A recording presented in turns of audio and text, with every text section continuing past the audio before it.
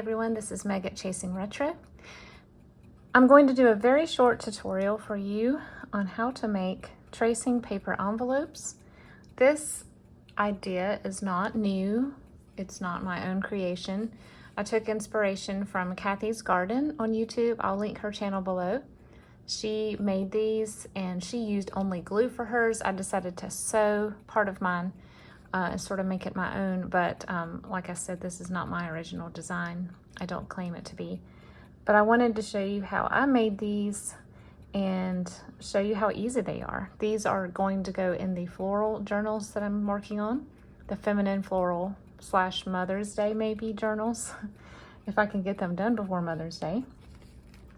So this is what you start with. Well, this is what you end up with. This is a tracing paper envelope, and it's got a doily attached to it.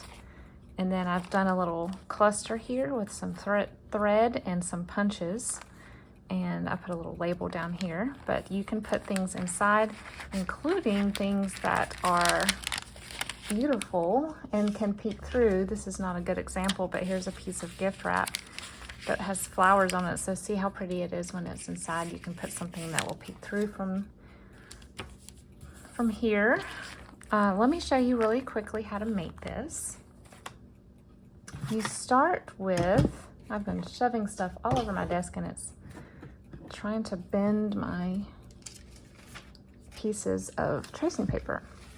So I have a very large tracing paper pad. It's, for me, I found that it's cheaper to buy them that way and then cut them down versus buying like the 8.5 by 11 size. But you know, it is also more difficult to work with in a very large size.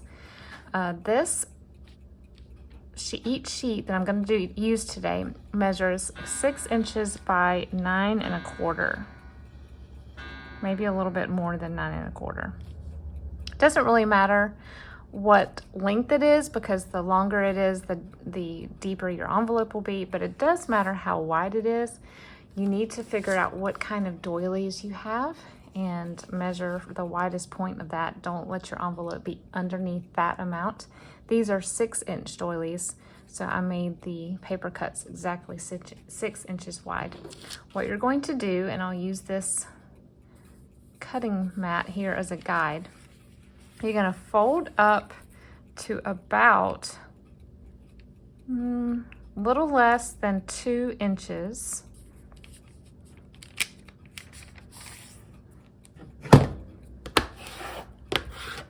A nice crease on that.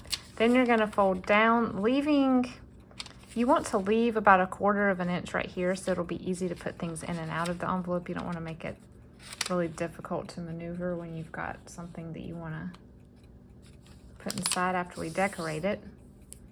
Make sure this is even. It doesn't look even to me right now, but let's check. Yep, it appears to be. Maybe it's my eyes. Now what I'm going to do, I will pause it. I'm going to run over to the sewing machine and I'm simply going to do a zigzag stitch down both sides.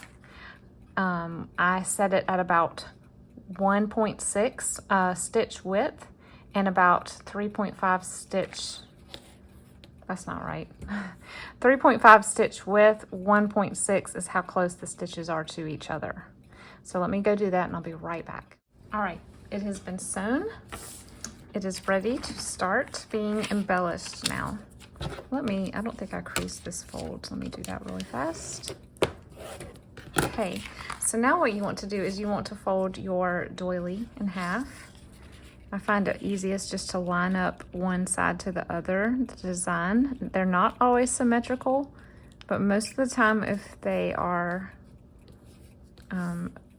even number across, even number of the embellishments around, then they are pretty even, so easy to match up. Otherwise, it doesn't really matter because you're not going to be able to tell once it's on here that it doesn't completely match up. So I'm just going to place it like so, and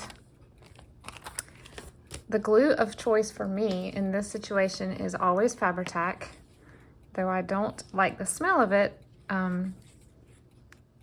because it's not water-based. Or I don't think it is. It's definitely not. It's got some chemicals in it. It does not pucker thin paper like this. A lot of times if you use Tombow glue or something, it will pucker the paper. This is not as bad about that with this thin tracing paper. I put the glue on the flap only where the doily will come down. I bought it. I probably got a little off, but that's okay. And you'll probably want to blot this with a paper towel. I don't have one near me, but it will peek through a little bit. You just want to make sure that it gets all the way down here. Make sure you lift it up to make sure it hasn't stuck down to this other part. Then you're going to do the back side. Now, because you're not trying to limit it to just the first part of the flap, you can glue on the doily itself. It gives you a little more control. So I'm going to put some around each of these designs on the edge and then put some in the middle. You don't have to put an extremely large amount of glue. This is all thin paper and it's not going to take much to adhere it to your surface.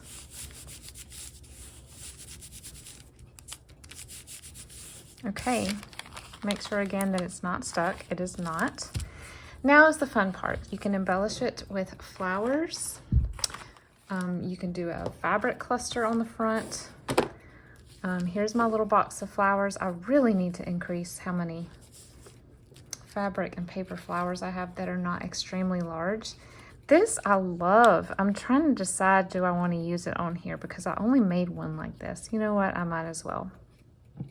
And it won't need anything else.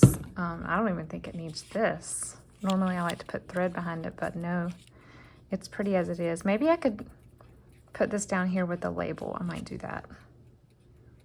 And Cathy just put a little label on one of the corners. I thought that was cute, so I'm going to do the same thing.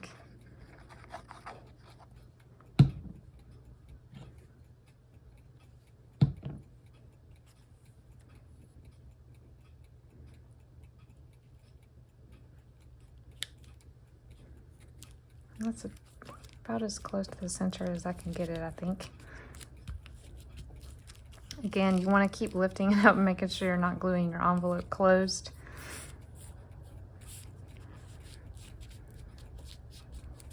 Okay, now let's find a little label. I have this box of Tim Holtz ephemera that I just keep adding to whenever I buy another one of his kits. So let's see if we can find an interesting one.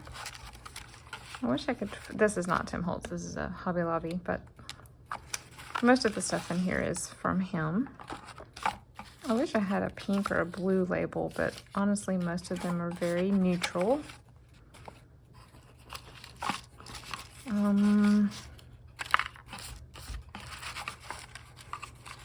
don't want any that says past due or anything like that.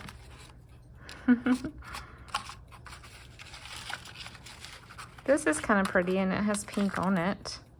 Let's do that. So I'm just going to put some glue on the back of the label. Actually, let me ink it real fast.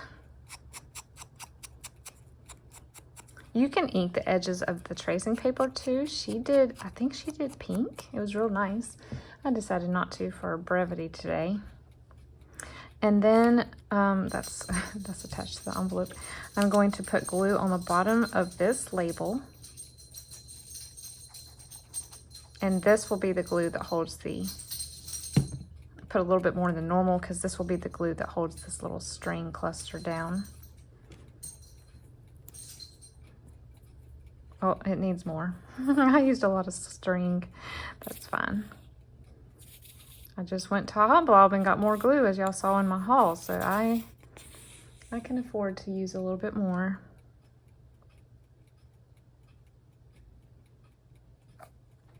Look at this. It's all sticking to my glue bottle now. Come back here. I need you, string. I don't have many pinks.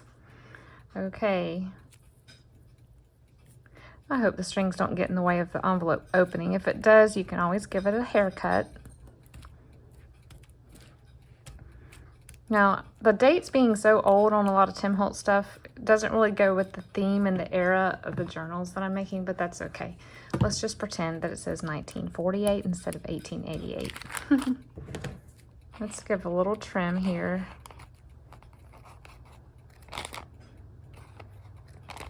Okay.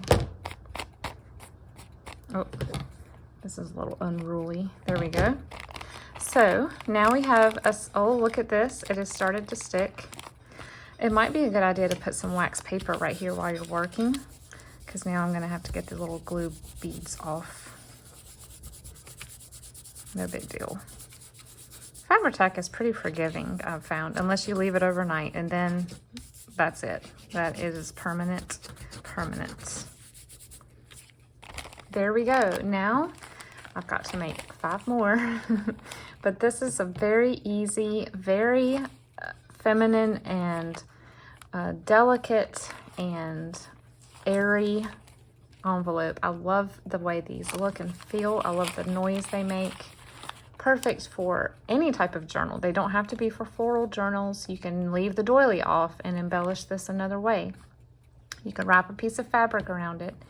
The possibilities are endless, but thanks for joining me today. I hope this was fun. I hope it gives you some inspiration to make something out of tracing paper for your journals. I'll see you guys soon.